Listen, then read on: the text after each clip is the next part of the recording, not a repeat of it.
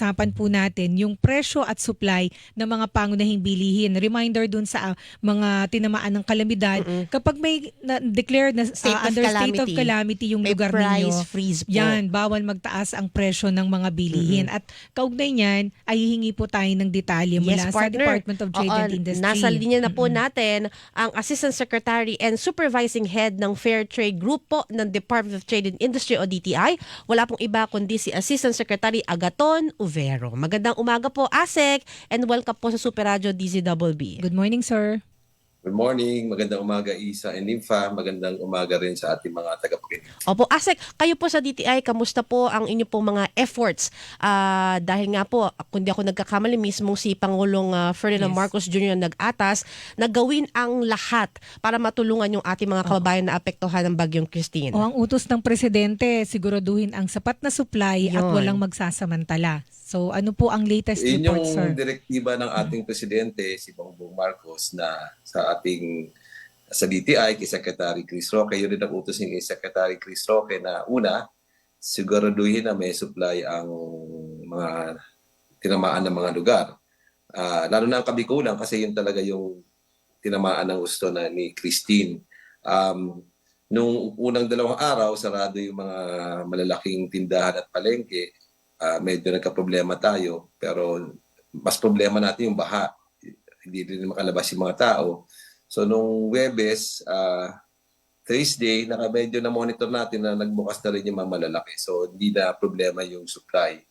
Kaso, nung mga nakaraang araw, medyo may maraming punong-puno raw yung mga grocery at mga supermarkets. So, at until yesterday, sarado yung kalsada, yung main road, papasok ng Naga at sa mga bayan, pupuntang Albay. So kahapon lang nabuksan at nakapasok yung mga cargo truck. So natingin natin itong mga darating na mga araw, okay na, hindi na tayo, wala na problema yung supply ng mga bilihin sa mga lugar na nasalanta ng bagyo. Opo. So yun yung unang direktiba sa atin. Pangalawa, yung monitoring ng basic necessities.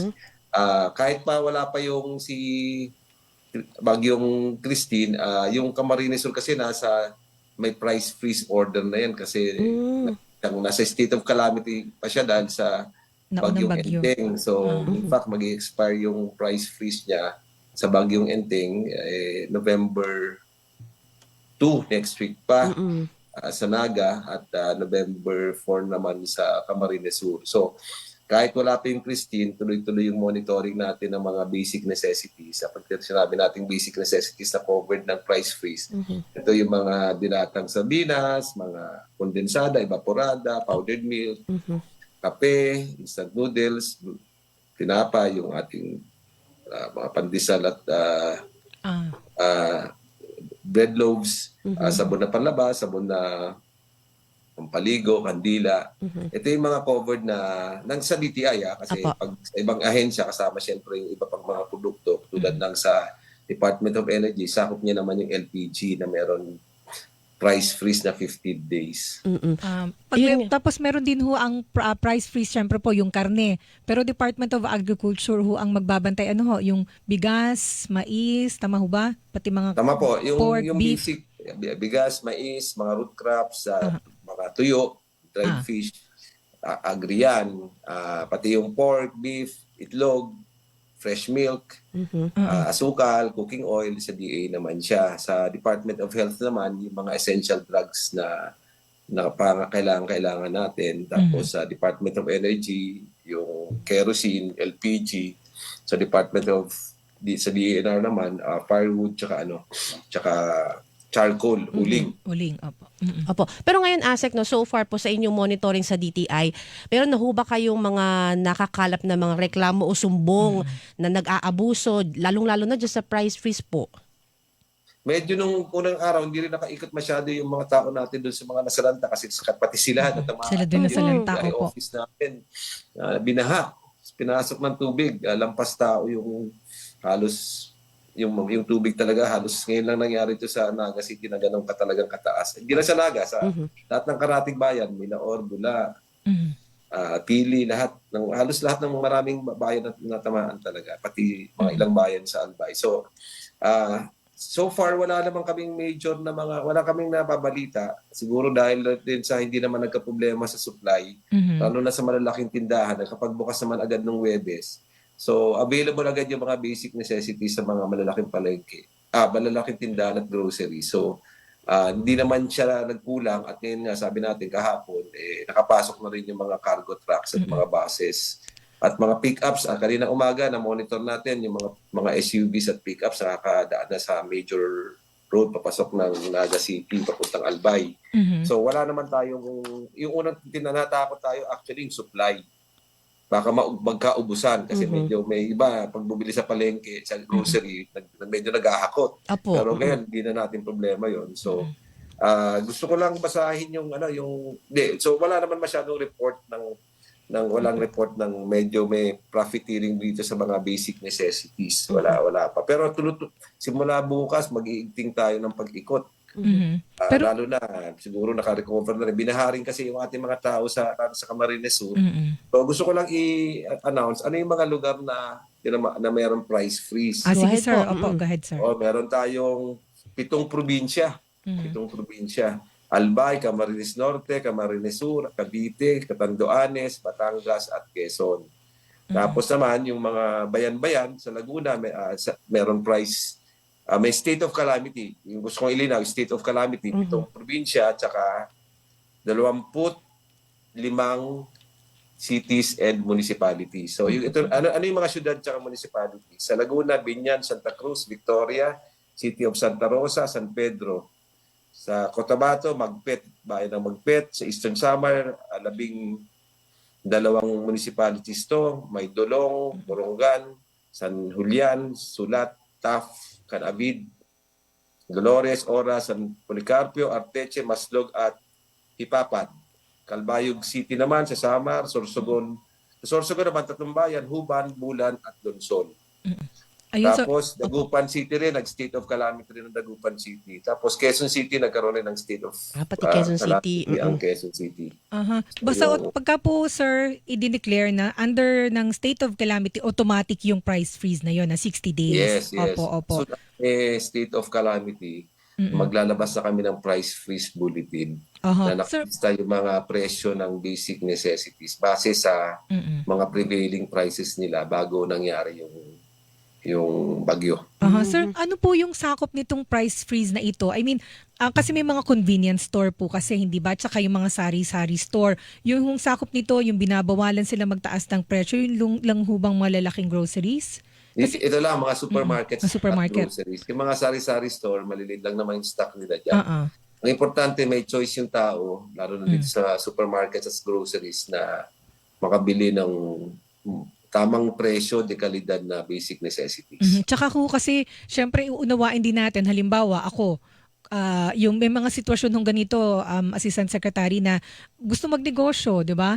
Magtatawid ng balsa din yan o tawid bundok, magtitinda-tinda kahit papaano, tutubo ng mga piso o sabihin mo 5 mga 3 piso siguro kung iaakyat mo. So hindi na po sakop yung mga magtitinda sa mga bundok-bundok para ma-clarify lang ho natin. So, ang sakop nito, yung mga supermarket, malalaking groceries. Opo. Tama. And then, sir, sabi niyo ho, wala naman ho kayong wala naman hong report sa ngayon. Opo, na sumbong. Pero kung sakali po, ano po yung naghihintay na parusa dun sa mga aabuso? Meron tayong notice of violation sa mga yan. Tapos, kapag napatunayan yung mga paglabag, meron po tayong penalty na pinakamababa ang 5,000 hanggang 1 million pesos po yung penalties natin. Pero sa hindi naman to ngayon lang nangyayari. Sa paulit-ulit na ginagawa ng DTI ito, usually mataas ang compliance level ng mga supermarkets at mga groceries dito. Hindi masyadong naging problema usually. Pero kailan po ba yung pag-abuso? Halimbawa, grocery po, kung yung tasty, na tawag natin loaf bread, di ba? Pinoy tasty. Pinoy tasty. Kailan po siya overpriced na? Kailan siya profiteering? Pag mas mataas kung may ceiling, kung halimbawa 50 pesos, pag pinagtubuan ng Tama. 3 piso, 5 piso, magkano po? Yung paglabag sa price freeze, ano yun, kailangan sundin talaga nila yon. Oo. Kasi kaya nga price freeze. Yun naman, kung may ceiling naman, pero wala naman tayong yung nakalagay na ceiling, yun yung profiteering na. At pag more than Ayun. 10%, pwede maging profiteering. Kapag basic necessities at prime commodities.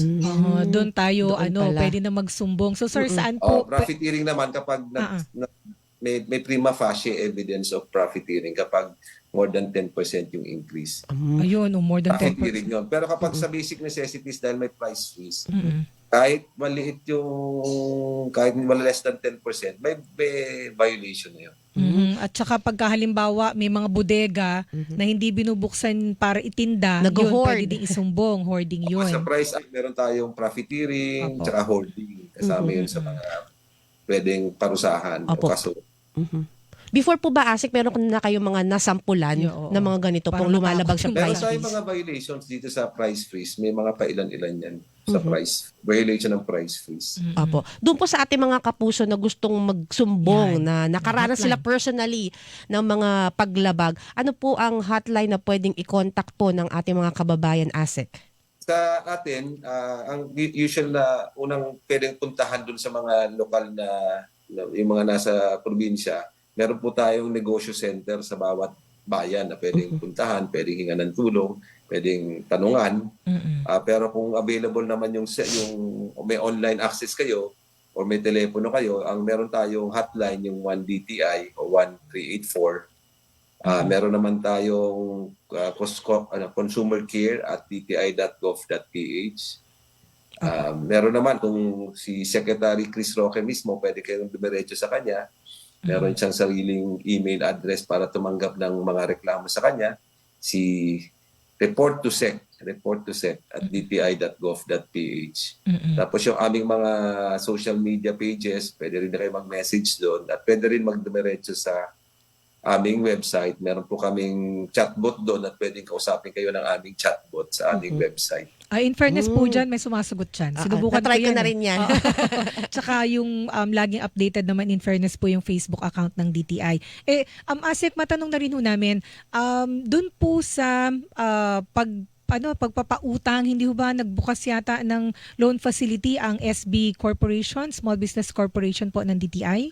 Yun yung utos din pala ni Secretary Chris Roque na sa aming mga provincial offices na mangalap ng mga impormasyon dun sa mga naapektuhan na mga maliliit na negosyante at nakahanda. Hindi naman to bago. Simula nung dati kasi hawak ni Secretary Chris Roque yung yung MSME group. So ito isa sa mga programa niya na ginawa. So itutuloy lang natin yung programa niya nung hawak niya pa yung MSME group. Ngayon ay secretary na siya. So yung mga Meron tayo sa SB Corp, meron tayong 2 billion access facility para sa mga negosyo naapektuhan. Tawag natin doon Enterprise Rehabilitation Fund or Facility. parang halimbawa, Yung available, medyo sinimplify din ni Sec Chris yung mga proseso doon. Yan, tama, opo. Collateral. Yan nga po, Asik, ang tatanungin ko kasi yung ibang mga kababayan natin, mga nasa lanta po yan, pahirapan pa sa application, di ba? Parang tapos walang collateral. yun nga, parang hindi sila mahihimok na mag-loan. Pwedeng maging problema natin kasi may konting may mga konting papeles na requirements. Baka yung mga Kailangan papeles naman. nila nabaha. Opo. So, siguro pag-usapan muna ang ang advice natin is dumulog sila doon sa ating mga negosyo center na although sa Camarines Sur maraming mga negosyo sa center ang naapektuhan pa. So hopefully bukas maayos na natin lahat yan. Dumulog lang sila sa mga negosyo center at humingi ng tulong. Opo, Asik, hanggang anong amount po yung pwedeng ma-loan? At saka sino yung magka-qualify? 300,000 yung hanggang 300,000 yung pwedeng. 300,000. Oo. Pero house small pwedeng established. walang interest sa unang taon. Galing. Tapos pwedeng interest lang muna ang bayaran. Yung principal pwedeng i-negotiate na pwedeng on the second year na bayaran yung principal. Mababa rin lang ang interest. So affordable talaga siya para sa mga maliliit na negosyante. Lalo na sa panahon na to, naapektuhan, nawalan na sila, nawalan pa ng hanap buhay. So kailangan talagang tulungan natin. Kasi hindi lang yung nalugi ka, kundi wala ka pang source of income, nawalan ka pa ng kapital. Opo. Asek Overo, alin po yung maliit na business na tinutukoy natin? Halimbawa ho ba yung water refilling station, kung nasira, considered Pwede as small business yun? Nagpo-fall naman sila sa MSME. Aha. Oo. Ayun, yung mga Micro, small. aha, and yung medium maliliit na enterprise. sari-sari store, hindi yung malalaki. Iba ng ano yun, Oo, hindi na sa kasi SB Corp yun. unang-una, tandaan mo, ang Mm. ang cap lang nito 300,000. Opo. Mhm. Ang average ang pagkakaalam ko, ang average na pautang diyan sa facility na yan, nag-average yata ng mga 100,000 more or less, sa mga Opo. maliliit na mga negosyante. Makakatulong na yan malaking tulong para... na siya para makapagpaikot ka ng maliit. Oo. Yes, oo. Totoo, makakatulong na Hindi yun. ka kinakain ng mga interest rate na kung sa labas pumapalo ng mga 5% a month to Correct. 6% a month. Oh, naku, totoo yan. Alam, buti niyo nabanggit ninyo na wala mo ng tawag dito, walang interest Interest sa unang sa taon. first Tama year. ba? Mhm. Oo. Kasi mamaya babanggitin ko, parang gusto kong mag-grant kasi yung ibang agencies natin, ang laki ng tubo, SSS, GSIS, Nako. ang pag-ibig. Calamity nga eh. Tapos pagtutubuan mo yung mga tao, pero hindi nyo ho yung concern sa DTI. Pero salamat ho sa DTI. So sir, ano na lang ho yung mga paalala ninyo sa ating mga kababayan, lalo na ho yung mga nasa lugar po na nasa lanta at yung hanggang sa ngayon po ay nangangailangan pa ng tulong, sir? Meron pong mga lugar na na inahabol ngayon kasi isolated pa rin. Hindi lang sa walang basic necessities, wala po talagang access kasi baha pa rin. So yung mga ibang mga ahensya natin tsaka yung mga local governments, yun talaga yung hinahabol pa nila na mabigyan ng tubig at pagkain yung mga until now hindi pa makapasok ng mga sasakyan kaya nakabangka pa yung mga tumutulong. Doon naman sa mga medyo naka-recover na, naglilinis na ng mga bahay, hindi na binaha. Nakakasiguro po kayo na hindi po problema ang supply, marami pong supply at tama po ang presyo ng ating mga basic necessities. Yung monitoring po natin, hindi po problema ang supply, so walang dapat ikabahala yung ating mga consumer. Tapos gusto ko rin i-announce na siguro in 2 weeks time ilalabas na rin namin yung aming Noche Buena price guide.